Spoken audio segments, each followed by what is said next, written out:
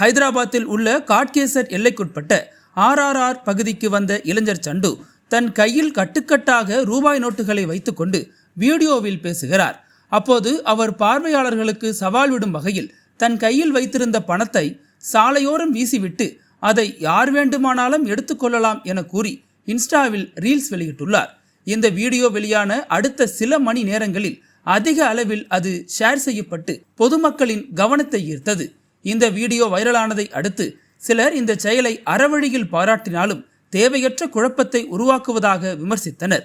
சமூக வலைதளங்களில் இதுபோன்ற செயல்கள் நாளுக்கு நாள் அதிகரித்து வருவதால் சம்பந்தப்பட்ட இளைஞர் மீது நடவடிக்கை எடுக்க வேண்டும் என பலரும் கோரிக்கை விடுத்துள்ளனர்.